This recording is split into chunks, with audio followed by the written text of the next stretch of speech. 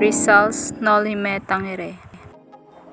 The title of the novel, Noli Me Tangere, means Touch Me Not in English translation, taken from the Gospel of St. Luke, but was mistaken from the Gospel of St. John, chapter 20, verses 13 to 17, when Mary Magdalene met Jesus Christ after his resurrection. The Noli Me Tangere deals with the customs and traditions of the Filipinos. It further exposed the greed for power of the friars, government, and military that nobody dared touching their unconscionable offenses and roots of social cancer. The Noli Me Tangere is an urgent call for Filipinos to see themselves the social ill and to do something for the country. It is a warning that the book contains exposes which unmasked hypocrites and Pharisees. Lastly, it contains biting satires, parodies, and allegories on the wickedness and flaws of all Filipinos. Dakila, 2008. A proposal on writing a novel about the Philippines. Filipinos were practically an unknown nation. They were mistaken for Chinese in Spain and Japanese in Paris. Rizal encouraged his fellow expatriates to call themselves Indios Bravos for them to have a sense of national identities. Rizal presented a proposal on writing a novel about the Philippines to the Círculo Hispano-Filipino on January 2, 1884. Pedro Paterno published his novel entitled Ninay, with its subtitle Costumbres Filipinas, Philippines Customs, that delve only on one aspect of Filipino culture. Ideas on writing a novel about the Philippines. Luna's Espularium. Luna's canvas convey the plight of the vanquished and the pathetic suffering of the human race. Uncle Tom's Cabin by Harriet Beecher Stowe. This novel portrayed the brutalities committed by American slave owners against their Negro slave. The Wandering Zoo by Eugene Sue. Rizal used his novel as a model to arouse the feeling against the existing Philippine situation and at the same time communicate of the Filipino ideals he wanted them to embrace. The writing of Noli Me Tangere. Rizal started writing the Noli Me Tangere in 1884 while she was studying in Europe.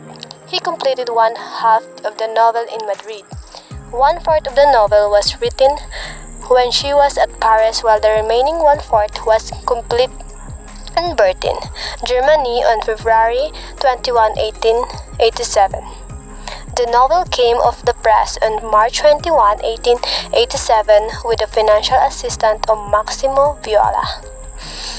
Berliner Buchler Druckerei Action Gesellschaft, a printing shop which charged the lowest rate, that is 300 pesos for 2,000 copies of the novel. The title can be translated into English as Touch Me Not. Purposes for writing Noli Me Tangere. First, to picture the past and the realities in the Philippines. Second, to reply to insult heaped on the Filipino and their country. Third, to unmask the hypocrisy that have impoverished and brutalized the Filipino people. Fourth, to steer the patriotism of the Filipino people. The characters in Noli Me Tangere. Hey, now we're talking about symbolism of characters in Noli Me Tangere. This is Crisostomo Ibarra. He symbolizes Jose Rizal himself. He represents the revolutionaries during that time who supported the idea of holding bloody revolt against the Spanish government. Maria Clara.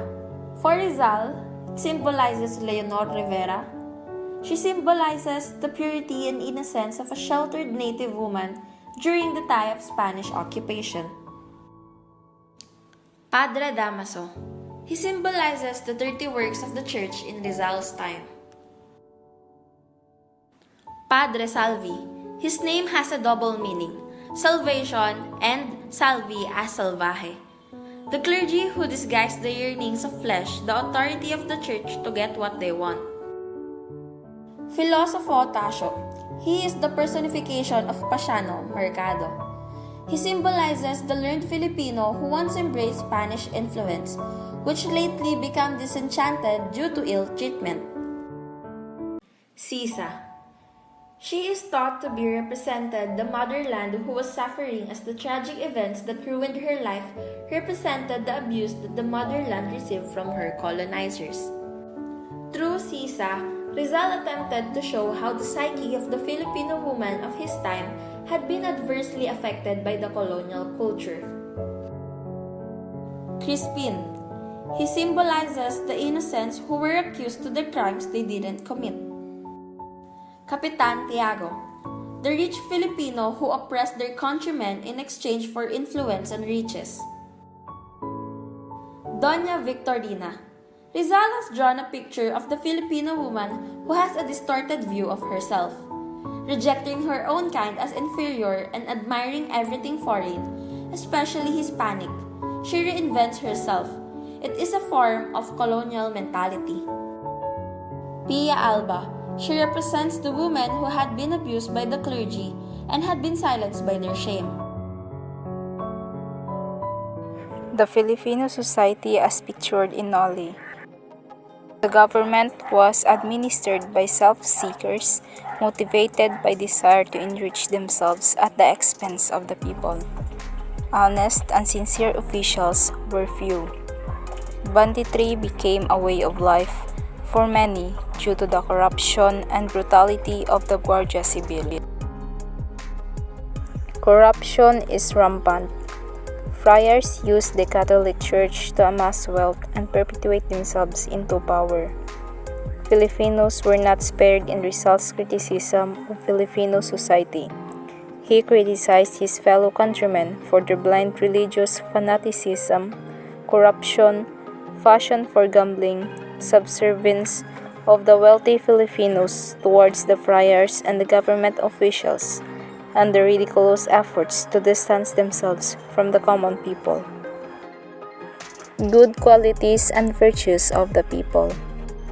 First, modesty and devotion of the Filipino woman. Second, open-handed hospitality of the Filipino family. Third, devotion of parents to their children and children to their parents. Fourth, deep sense of gratitude of the Filipino peasant. Rizal's diagnosis of Filipino society.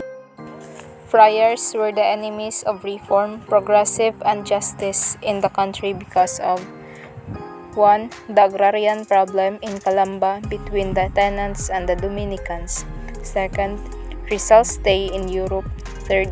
Influence of the Spanish anti-clericalism. Roles of the friars. Parish priest, tax collector, school inspector, superintendent of public work by forced labor, intelligence officer, president of local boards. Noli Me Tangere as a charter of Filipino nationalism. It calls on the Filipinos to regain self-confidence, appreciate his self-worth, return to the heritage of his ancestors, assert himself as a co-equal of the Spaniards, need for education, dedication to the country, assimilating the aspect of Western cultures.